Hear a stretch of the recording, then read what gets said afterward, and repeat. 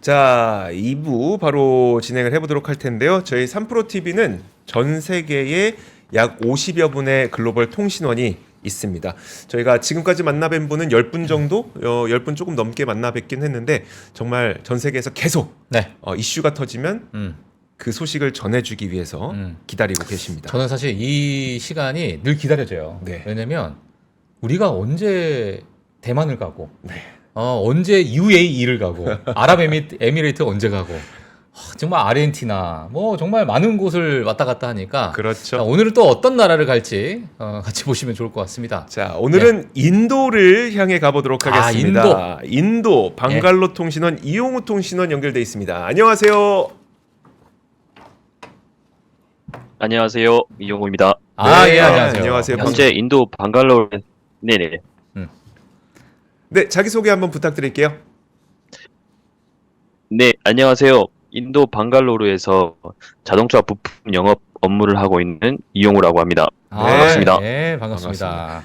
사실 제가 오늘 그 우리 이용우 통신원을 모신 이유는 요즘에 이제 글로벌 공급망이 분절화가 되고 있잖아요. 중국이 이제 공급망에서 배제되고 있다 보니까 대체 국가로 인도가 떠오르고 있는데 그러다 보니까 이제 인도에서 뭐 테슬라 공장 만드네 뭐네 막 이러고 있고 현대차도 이게 그 인도에 있는 GM 공장 사고 이러잖아요. 네. 도대체 인도의 자동차 시장은 어떤지 그걸 알아보기 위해서 이용우 통신원을 연결했습니다. 근데 예. 정말 마침 자동차 부품 영업 담당을 하신다고 하니까 예. 이용호 통신원님, 그 자동차 부품 영업 담당이라는 게 뭐예요? 네네. 그러니까 뭐 쉽게 말씀드리면 뭐 현대자동차나 기아자동차나 뭐 타타나 마힌드라나 그런 이제 완성차 업체에다가 제가 담당하고 있는 거는 지금 이제 시동 모터나 그 발전기 쪽을 담당하고 있는데요.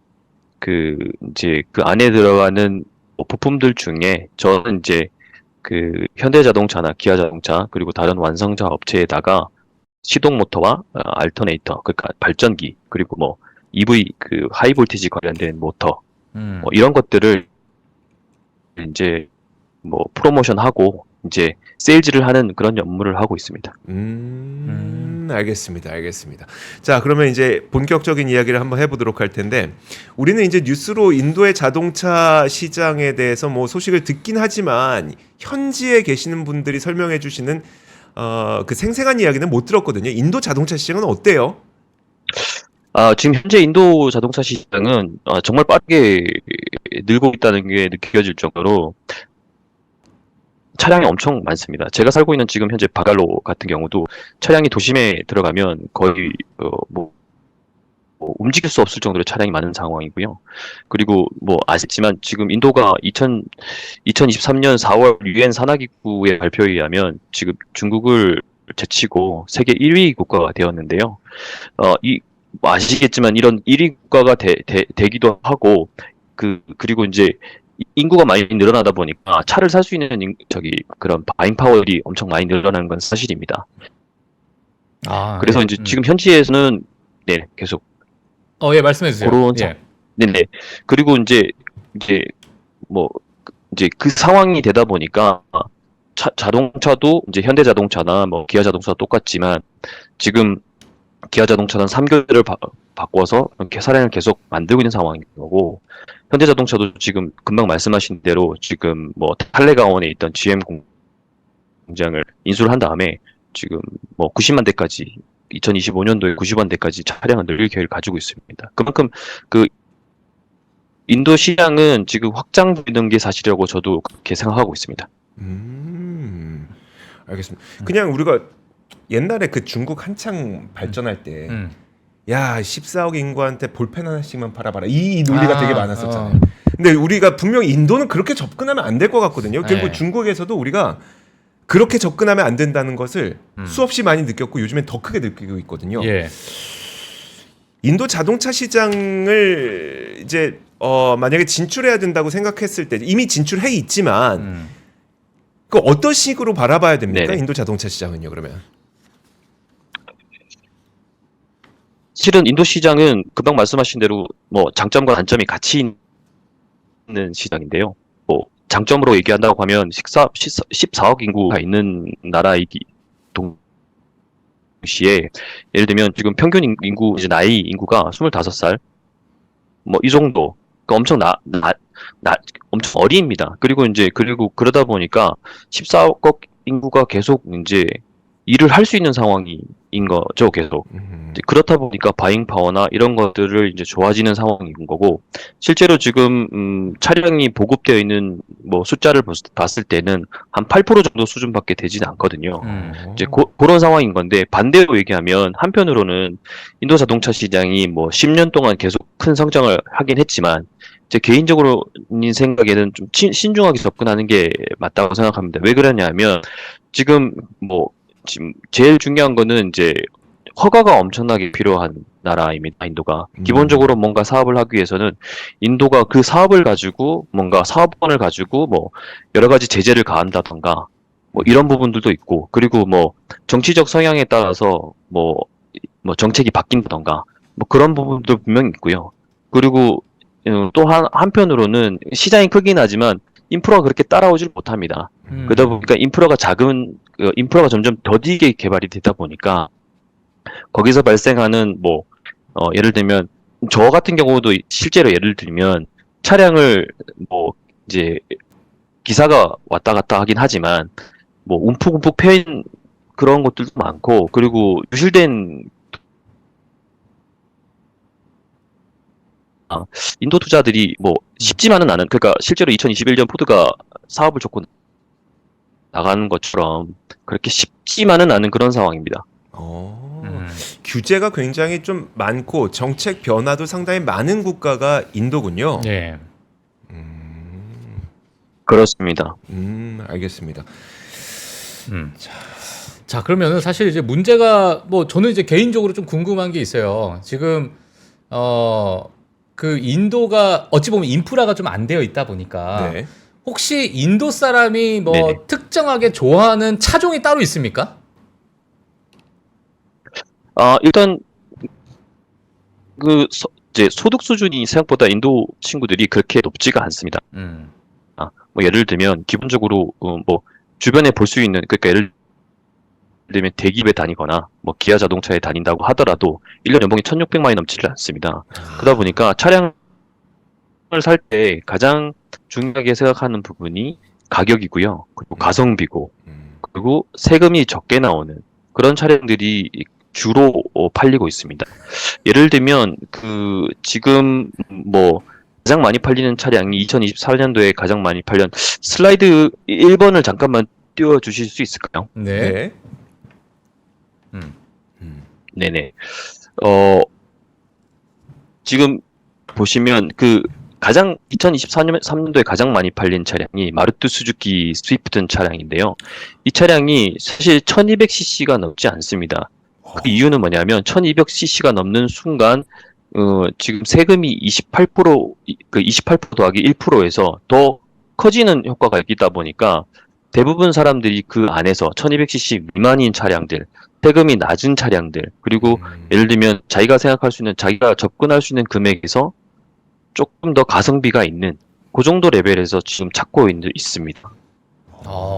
아니 1,200만 원을 넘어가면 세금이 28%가 붙는다고요? 1200cc가 넘어가면 1,200cc가 넘어가면 세금이 그렇죠. 기본적으로 1200cc가 가장 낮은 28% 더하기 1%인 29%가 되고요. 네. 그걸 넘어가면 최고 저희로 얘기하면 부가세인 건데요. 네. 최고가 50%까지 지금 붙어 있습니다. 예컨대 그러면 여기에다가 네. 소득세, 국세에다가 지방세까지 합치면은 최고 66%. 기본적으로 현대자동차, 기아자동차 중에 비싼 차를 사면 그만큼 비싼 세금을 내야 되는 상황인 거죠. 와, 그럼 비싼 차를 못 사겠네요. 안 그래도 소득 수준이 그렇게 높지 않은 상태에서 비싼 차를 사면 최고 66%까지 세금이 붙을 수 있으면, 만약에 5천만 원짜리 차를 샀는데 그렇습니다. 우리는 8천만 원의 돈을 내야 되면 그렇게 사긴 너무 어려우니 웬만하면 인도에 계시는 분들은 1200cc 네네. 아래에 있는 차종들을 많이 선호하시겠군요. 그렇습니다. 그러면 혹시 인도에 우리나라 이제 일단 현대차 공장도 지금 있고, 그러면 우리나라의 네. 차들도 잘 팔리는 차가 있습니까? 네, 그 슬라이드 2번을 보여주시면 좋을 것 같습니다. 네. 지금 저희 이제 우리나라 차량 중에서는 크레타 그리고 기아 자동차의 셀토스 실제로 가장 인기가 있고 실제로 저희가 살고 있는 방가로에서는 셀토스를 많이 볼 수 있습니다. 특히 이제 인도 친구들이 셀토스 같은 경우에는 그 차량 크기도 하지만 크기도 크고 오토매틱 뭐 이런 것도 있고 기본적으로 지금 디자인도 이쁘긴 하지만 뭐 여러 가지 지금 이제 SUV 같은 것들이 요즘 이제 인도 친구들도 많이 선호하게 되어 가고 있거든요. 그 이유가 좀 전에 말씀드린 이제 거기서 조금 이제 좀 나가야 되는데 소득 수준이 조금 더 올라가고 있어요. 그런 상황이다 보니까 이 친구들도 뭐 저도 똑같지만 SUV가 아닌 이상은 세단을 가지고 가면 사실 움푹움푹 파인 도로를 지나갈 때 너무 힘들거든요. 그것도 있고 그리고 좀 이 친구들도 이제 대가족도 아직은 지금 가족의 구성원들이 저희 같은 경우는 2.3명이 기본이지만 이 친구들은 가족 구성원이 4.5명 정도 돼요. 그러다 보니까 짐도 많고 어디 갈 때 이제 여러 가지 짐들이 많기 때문에 SUV를 선호하는 부분들이 있고 이러다 보니까 그거와 연계돼서 현대자동차와 기아자동차 이런 차들이 좀 인기를 끌고 있는 건 사실입니다.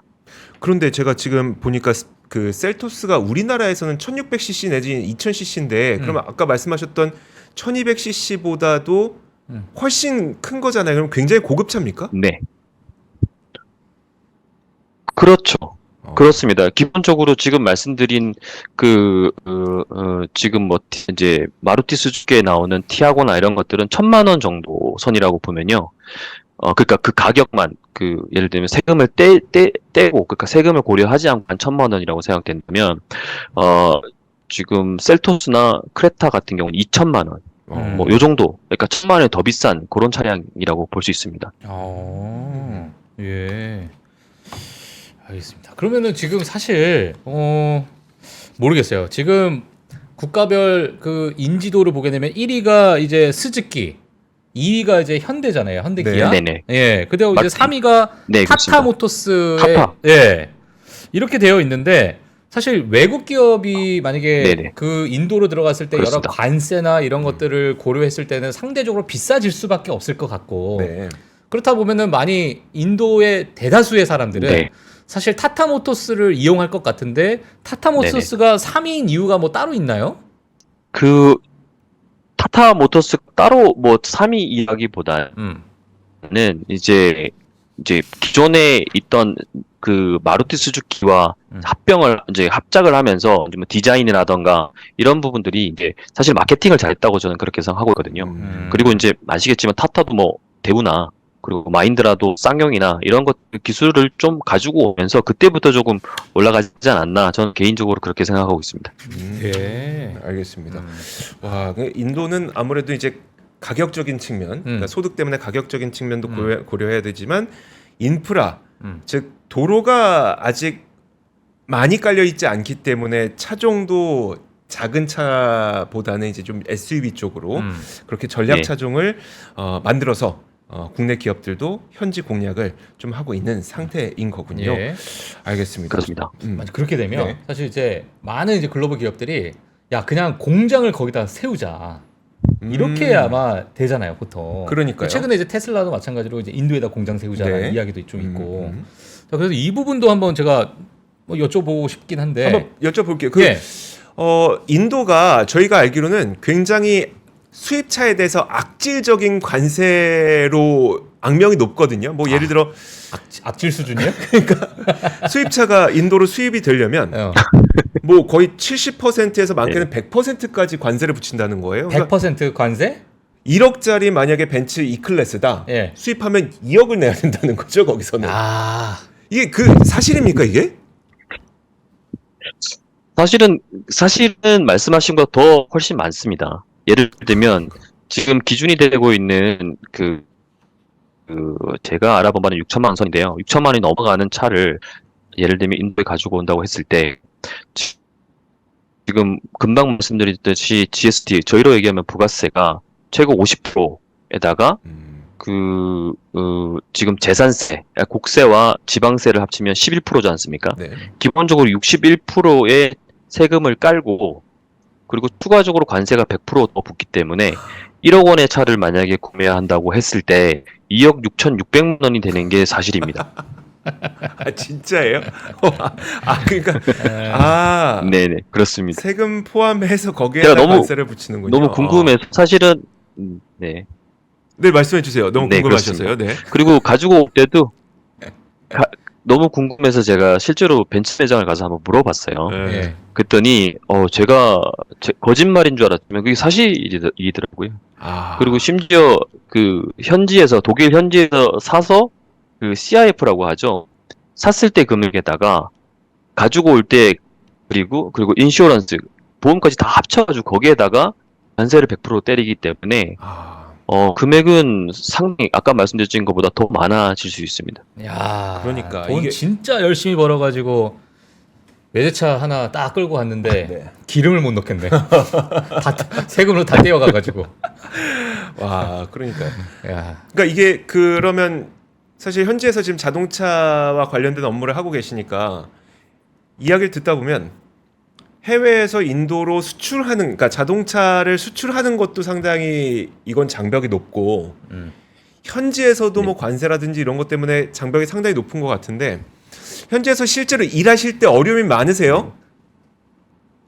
지금 현재 인프라나 이런 것들 그리고 뭐 복지 그러니까 정치권에서 나오는 그런 정책들의 변화 이런 것들 때문에 이제 금방금방 바뀌고 그리고 뭐 인프라 자체가 조금 더디게 일어나고 이런 상황이다 보니까 지금 뭐 현대자동차든 뭐 기아자동차든 다른 업체들이 많은 투자를 하고 있지만 마냥 그렇게 브라이트하게 그렇게 뭐 밝은 미래가 있거나 그렇지는 좀 않아서 조금 걱정이라기보다는 좀 돌파해 나가야 되는 그런 부분이 아닐까 그렇게 생각하고 있습니다. 알겠습니다. 그러니까요. 제가 요거는 약간 민감한 질문이 될 것 같은데 네.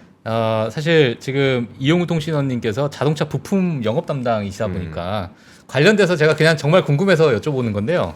사실 인프라가 많이 형성이 네네. 안 돼 있으면은 자동차 부품 자체가 소모가 빨라지거든요. 그렇다 보면은 사실 자동차 부품 업계에 있으신 분들은 인프라가 그렇게 마냥 좋아지는 거 싫어할 것 같아. 왜냐면 내가 수요가 100이었는데 도로가 잘 깔리면 야 잠깐 애들이 좀 오래 타는데? 이런 것도 분명히 있을 것 같고. 네. 그다음에 이제 부품 가격 자체가 만약에 현지에서 생산이 되면 럭셔리 자동차의 부품은 현지에서 생산된 게 들어가게 되면 럭셔리 차다 보니까 이 부품 가격도 사실은 조금 좀 높게 측정해서 좀 하지 않나 뭐 이런 생각이 좀 들 것 같거든요. 제 개인적인 생각으로는 이 두 가지에 대해서 저 답변 좀 부탁드리겠습니다. 일단은 뭐 예를 들면 럭셔리 차량에 간다고 하면 대표적으로 이제 벤츠나 예. 그리고 뭐 이제 BMW나 이제 그런 차량이 되겠죠. 근데 이제 사실은 벤츠나 BMW는 뭐 제 기억에 2년 전인가 이제 컴플레인 한번 했었어요. 그 정부에다가 그 정부에 이제 컴플레인 했던 이유가 뭐냐면 그 벤츠 차량을 만들기 위해서는 거기에 들어가는 부품을 쓰려고 하면 인도에서 제작된 부품을 쓸 수가 없습니다. 얘네들이 규격이 있기 때문에 그러면 이제 예를 들면 독일에서 가지고 와야 되는데 그 독일에서 가지고 올 때는 세금이 많이 붙는다 이러죠. 그래서 그것 때문에 한번 컴플레인 한 적이 있고요. 그리고 이제 그래서 또 한 가지 더 말씀을 드리면 뭐 빨리 다른 거는 사실 저희랑은 조금 상관없긴 합니다. 하지만 아시겠지만 금방 말씀드렸지만 지금 이제 소득 수준이나 이제 급여 수준이 이 친구들이 많이 낮아요. 그러다 보니까 뭐 생산되는 이제 노동이 들어가서 만들어내는 걸 따져봤을 때 그 노동으로 이제 발생하는 그 금액이 작기 때문에 뭐 딱히 그러니까 프로핏은 잘 난다고 저는 그렇게 생각하고 있습니다. 예. 더 중요한 질문에 대한 답변을 안 해주셨는데 아, 인프라는 안 깔리는 게 좋습니다. 인프라는 저는 네. 사실은 저랑은 좀 상관없는 얘기라서 저는 이제 시동 모터나 예. 발전기나 이런 쪽이기 때문에 이제 도로 원폭파했다는 거는 예를 들면 서스펜션이나 그렇죠. 예를 들면 뭐 타이어나 이런 쪽은 아마 연관이 많을 거라고 생각합니다. 개인적인 생각으로 그렇죠. 연관이 많을 것 같다. 예. 네네. 네, 자, 알겠습니다. 이제 전기차 쪽으로 한번 넘어가 볼게요. 그 테슬라가 이제 얼마 전에 그 총리랑 만나서 모디 그러니까 총리죠. 모디 네네. 총리랑 일론 머스크가 만나서 마치 네. 이제 관세를 낮춰주면 우리가 테슬라의 기가 팩토리를 인도에 만들 것처럼 그렇게 얘기를 하고 갔단 말이죠. 지금 어디까지 진행됐습니까?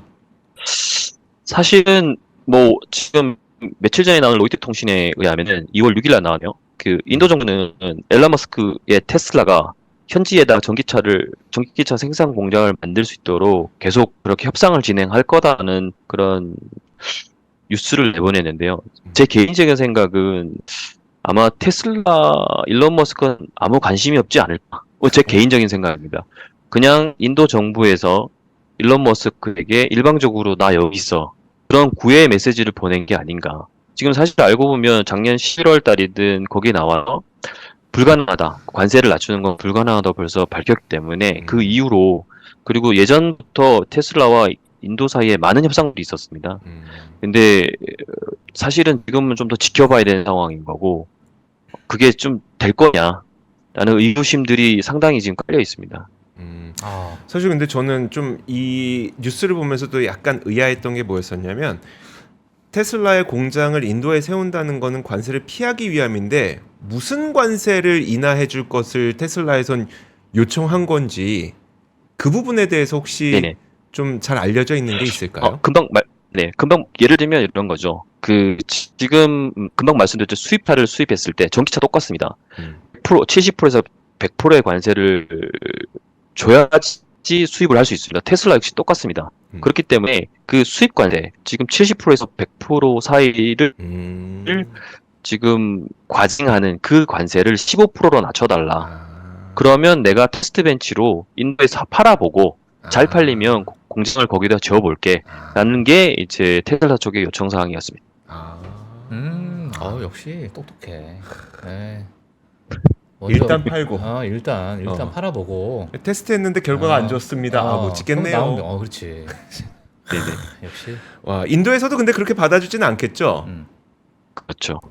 인도에서는 지금 모디 총리 가장 크게 생각하는 부분들이 메이드 인 인디아입니다. 지금 뭐든지 관세 장벽을 키우고 그 인도 내에서 제조업이 클 수 있도록 그리고 지금 그런 노력들을 계속하고 있기 때문에 제가 볼 때는 계속 총 쪽에서는 계속 그런 얘기들을 그러니까 그 테슬라 쪽에서 얘기하는 부분들을 조금은 쉽지 않게 받아들이지 않을까 저는 그렇게 생각하고 있습니다. 알겠습니다. 그러니까 이게 지금 인도의 정책을 쭉 저희가 보더라도 어떤 느낌을 받게 되냐면 자국 기업에게 몰아주기를 자꾸 하려고 하는 그런 모습이 보이는 거예요. 물론 인도 시장이라고 하는 게 굉장히 큰 시장이고 그리고 성장하는 시장이고 중국을 대체할 수 있는 시장이라서 매우 매력적인 부분은 인정하면서도 지금 그 많은 기업들을 이제 자국 기업 우선주의로 좀 어떻게든 키우려고 하는 모습들이 좀 보이고 있어서 인도에 진출해서 일을 하려고 하는 기업들이 좀 쉽지만은 않겠다라는 생각이 계속 듭니다. 저도 이제 예전에 인도네시아에 좀 있었잖아요. 인도는 아니지만. 그렇죠. 네. 제가 한 자카르타에 한 1년 있었는데 사실 제가 이걸 좀 여쭤보고 싶어요. 각 나라마다 사실 이제 국민성이 좀 있습니다. 그러니까 이제 과거에 이제 우리 한국의 많은 이제 건설업이 해외 진출을 해서 그렇게 빨리 네. 최고급 빌딩을 그렇게 빨리빨리 짓고 뭐 정말 어마어마한 그 실적을 좀 내기도 했고 그것도 어찌 보면 약간의 좀 국민성이 저는 있다고 보거든요. 저는 사실 여쭤보고 싶은 게 뭐냐면 우리의 많은 글로벌 기업들이 인도로 들어갔을 때에 그 인도 현지에 있는 여러 노동자들과 같이 협업을 하면서 우리가 생각한 어떤 생산력과 어떤 수익 증가 이런 것들을 우리가 기대를 하고 할 텐데 지금 통신원님께서 혹시 보시기에는 물론 인도에 계시니까 많은 그런 부분을 비교 대조를 할 수 있을 것 같은데요. 인도에 대한 네네. 어떻게 보세요? 그 시장 자체가 정말 글로벌 기업들이 진출하게 되면 우리가 생각하는 그런 생산성을 올릴 수 있는 그러한 뭐 물론 시장이야 뭐 이제 크지만 그러한 생산성을 보여줄 수 있는 그런 인력이 좀 될까 이렇게 제가 좀 여쭤보고 싶은데 어떻습니까? 사실 이 부분은 조금 조심스러운 부분인 게 사실입니다. 그래요? 저 역시 인도 친구들을 같이 일을 하고 있지만 그 실례로 이런 것들이 있습니다. 예를 들면 회의를 이제 같이 하고 6명이든 뭐 7명이든 같이 앉아서 회의를 하고 이제 이렇게 하자 이러고 이제 헤어지면 업무가 진행이 안 됩니다. 그래요. 그렇기 때문에 음. 너는 뭘 해야 되고 너는 뭘 해야 되고라를 딱 찍어서 만들어 가지고 미팅 민스를 줘야 그게 따라가게 되고 만약의 경우에 뭐 흐지부지 그러니까 미팅을 했으니까 누구가 뭐 하고 뭐 이렇게만 놔둔다고 해도 진행이 전혀 안 되고요. 그걸 계속 팔로우하면서 너 하고 있어? 왜 안 했어? 이렇게 물어봐야지만 업무가 좀 진행이 되다 보니 사실 쉬운 일은 아닙니다. 예. 그게 좀 오래 걸리고요. 예. 그리고 그게 습관이 되는데도 오래 걸립니다. 제가 이 부분 얘기했던 게 뭐냐면 네. 제가 뭐 물론 인도는 또 다른 문화가 또 있을 것이고 제가 인도네시아를 갔어요. 제가 짤막하게 그냥 제 30초만 얘기해 드리겠습니다. 네. 사람들 만나기로 했어. 네. 2시에 만나기로 2시. 네. 네 사람이서. 네. 저만 한국 사람이고 다 인도네시아 사람들이야. 음. 전부 다 6시 오는 거예요. 4시간 뒤요? 그러니까 내가 2시에 만나자고 했는데 저는 이제 2시에 갔어. 그래서 기다렸는데 4시간 동안 기다렸는데 안 와. 한 명도. 네. 근데 갑자기 6시가 되니까 막 오는 거야. 네. 그래서 자기들끼리 야 뭐 잘 지냈냐 하면서 막 아무렇지도 않듯이 미안하단 말이 없어. 나는 이제 4시간 기다리고 있는데 그래서 이게 뭐지 도대체 이게 내가 어떻게 이걸 받아들였는데 미안한 게 아니라 네. 원래 그렇대. 그냥 그 삶이 그런 거죠. 근데 자기들끼리 2시에 약속하면 자기들끼리 6시에 와. 그래서 야 참 희한하네. 근데 이제 제가 다른 분께 여쭤보니까 이제 너무 이제 교통 체증이 좀 심하다 보니까 인도네시아나 이런 데는 늦는 게 그냥 일상화래요. 예, 서로 이제 기다리기도 하고. 네. 그래서 이게 이렇게 해서 사업이 진행이 될까? 네. 그러니까 이런 인식을 갖고 있을 때 우리가 생각하는 어떤 성장률을 생각했을 때는 이게 될까라고 했는데 저는 인도를 잘 모르니까 네. 제가 이제 한번 여쭤본 겁니다. 그래가지고 예. 근데 같은 케이스는 아니더라도 좀 비슷한 고충을 좀 우리 이용호 통신원도 겪으신 것 같긴 하네요. 자, 이런 것도 좀 궁금한 게 어쨌든 이제 자동차 부품 업체들이 결국은 이제 인도의 우리나라 자동차 기업들이 생산량을 늘리게 될 경우 지금 GM 공장도 인수하기로 했으니까 생산량은 어쨌든 늘린다는 거잖아요. 자동차 부품 기업들이 좀 좀 수혜를 볼 수 있을 것이란 기대가 있는데 현지에서 보시기에는 어떻습니까? 분명히 수혜가 있을 거라고 판단하고 있고요. 기본적으로 첫 번째는 이제 현대자동차 그리고 기아자동차가 캐파를 늘리면서 지금 예를 들면 한 100만 대 수준이라고 하면 지금 뭐 기아자동차도 지금 어떻게 보면 어떻게든 좀 느려서 40만 대까지 지금 1년 캐파를 늘리고 있고 그리고 지금 현대자동차도 타깃이 90만 대까지 늘리는 거기 때문에 지금 말씀드리는 것보다 한 100만 대에서 한 130만 대까지 더 늘어나는 거다 보니까 2에서 30%가 더 늘어나는 케이스거든요. 네. 첫 번째는 그렇게 되면 분명히 이제 업체들, 그러니까 기존 같이 나갔던 업체들 쪽에서 납품을 더 하게 되니까 당연히 세일즈는 다 늘어날 거고요. 두 번째, 두 번째 케이스는 그 푸네 지역도 그렇지만 생산량을 더 늘리면서 그 근처에 지금 사실 알고 보면 푸네라는 지역, 그 부분에 지금 마힌드라든 타타든 지금 50만 대, 40만 대 하고 있는 그런 메이저 업체들이 거기에 있어요. 그러다 보면 이제 왔다 갔다 하면서 업체들이 또 마힌드라랑 그리고 타타랑도 업무를 분명히 할 수 있는 부분입니다. 그런 케이스가 분명히 생길 거고요. 그리고 세 번째는 그 인도 정부 자체에서 지금 얘기하는 것들이 뭐냐면 자기들이 자동차를 그리고 자동차 부품을 수출하는 거에 대해서 엄청 장려를 하고 있고 그런 이유 때문에 전 세계의 나라와 FTA를 지금 계속 맺고 있습니다. 그래서 어떤 기업들은 인도를 허브 그러니까 어떻게 보면 FTA를 이용해서 인도 생산을 해서 수출을 하는 그런 기반으로 사용하기 위해서 진출하는 업체들도 분명히 있습니다. 와, 그러니까 이번에 새로 GM 공장을 인수하게 된 그 푸네라는 지역은 이미 다른 그 자동차 기업들도 네네. 있기 때문에 우리나라 부품 기업들이 다른 곳에 수주를 받을 가능성까지 높아지는 지역이라 이런 효과도 있을 가능성이 있다는 거네요. 네. 아하. 그렇습니다. 오, 알겠습니다. 좋군요. 네, 알겠습니다. 야, 참 아 인도 시장. 음. 저는 사실 현대기아가 점유율 2위를 차지한다고 해가지고 와 인도 현대기아가 정말 와, 이렇게 되겠구나. 근데 오늘 잠깐 말씀을 들어보니까 아 우리가 생각하는 것만큼 중국 시장의 그런 폭발적인 성장을 네. 인도 시장에서 기대를 할 수 있을까라는 부분이 저는 살짝 약간 반신반의해요. 아 이거 자동차 산업 제가 잠깐 얘기를 들어보니까 그런 것 같네요. 알겠습니다. 그 그렇습니다. 인도에서도 혹시 정책적으로 전기차로 그러니까 전동화 전환하려는 움직임들이 있을까요?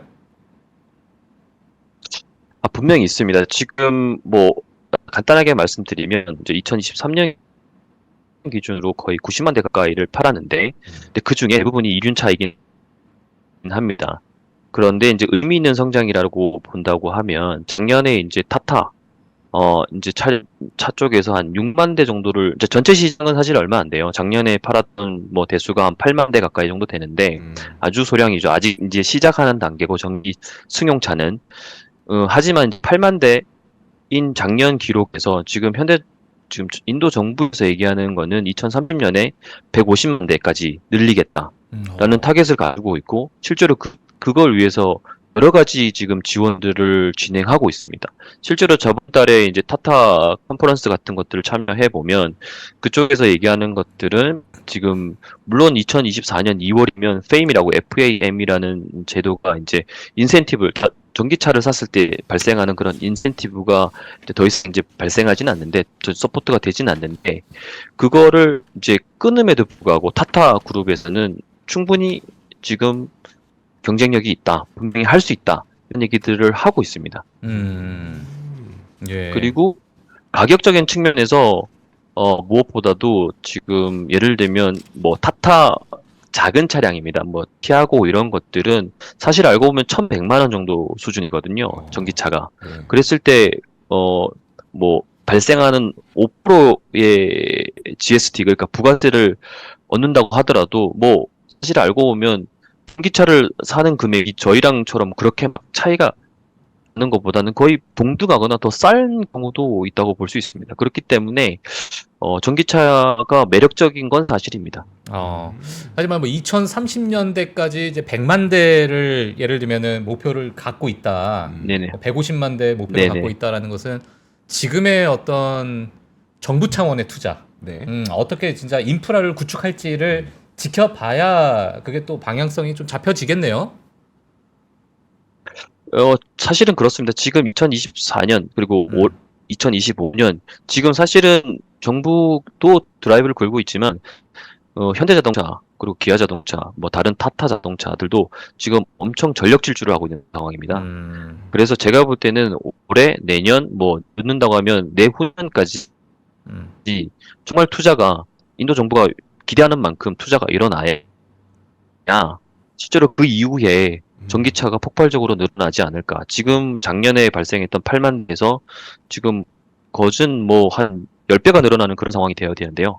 그런 것들이 필요하다고 생각합니다, 저는. 예. 그럼 우리나라 자동차 기업들은 현지에서 지금 보면은 대체로 자동차 크기가 좀 크고 우리나라 차는 네. 크고 비싸잖아요. 그럼 전기차도 사실 크고 비쌀 것 같은데 그러니까 비싼 차종을 파는 소비자층을 따로 만들어서 그 시장을 타겟하는 겁니까? 아니면 우리도 좀 작은, 그러니까 우리나라 기업들 인도에서 전기차를 팔기 위해서는 좀 작은 차종을 좀 따로 지금 개발하고 있습니까? 제가 알기로는 지금 현재 새로운 플랫폼을 개발을 한다고는 알고 있고요. 지금 인도 국민들을 상대로, 그러니까 그런 니즈들을 당연히 잘 파악해서 지금 디자인을 하고 있다고 저는 알고 있습니다. 그러니까 현지 전략 차종이 따로 지금 개발이 되고 있는 것으로 파악하고 계시다고요. 알겠습니다. 네네, 그렇습니다. 네, 그렇습니다. 그러니까 예. 이제 막 전동화 시대가 열리고 있고, 그리고 사실 인도에 공장을 갖고 있으면 인도에서 만들어서 해외에 갖다 팔면 인도 수출로 잡히잖아요. 그건 또 해주겠죠. 해주겠죠. 그건 좋아하겠지. 네. 물론 자국 기업을 더 좋아하겠지만 그 전까지는, 자국 기업 성장하기 전까지는 우리나라 기업들이 이제 인도에서 만들어서 수출한다고 하더라도 해주겠죠. 음. 자, 알겠습니다. 자, 인도의 자동차 시장이 어떤지, 그리고 인도에서 실제로 일하시는 그 근로자분들은 어떤지, 이걸 또 알아야, 문화를 알아야 우리가 또 현지에 진출해서 성공을 할 수 있는 거거든요. 네. 다양한 이야기를 한번 들어봤습니다. 자, 인도 방갈로 이용우 통신원과 함께 이야기 나눠봤습니다. 오늘 말씀 고맙습니다. 감사합니다. 네, 고맙습니다. 감사합니다.